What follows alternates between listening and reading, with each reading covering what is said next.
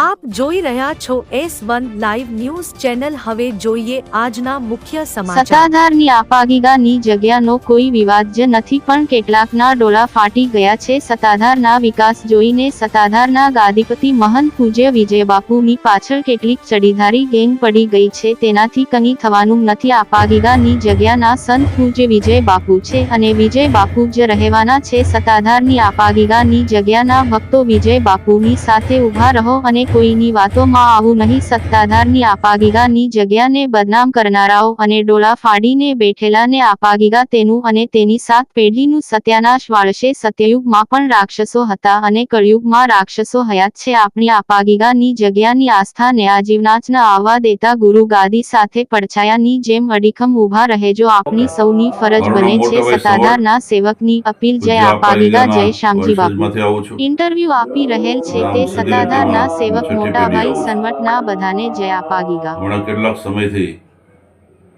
પૂજ્ય આપાગીગાની જગ્યા સત્તાધાર નો વિવાદ ઇરાદાપૂર્વક ઉભો કરવામાં આવી રહ્યો છે।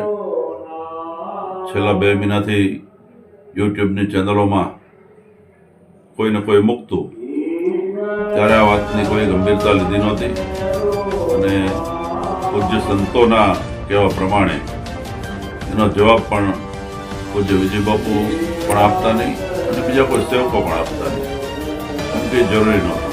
પણ 2 દિવસથી જ્યારે ચેનલોમાં સમાચાર પ્રસારિત થવા માંડ્યા ત્યારે એક ફરજના ભાગરૂપે એનો જવાબ દેવો જરૂરી થઈ પડ્યો છે।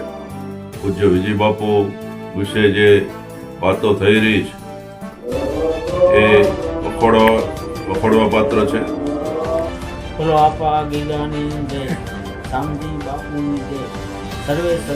ચાપરડા ધામથી સત્તાધાર પધારેલા પૂજ્ય સદાનંદ બાપુ સત્તાધાર વિશે લોકોને સત્યનો સંદેશો આપી રહ્યા છીએ।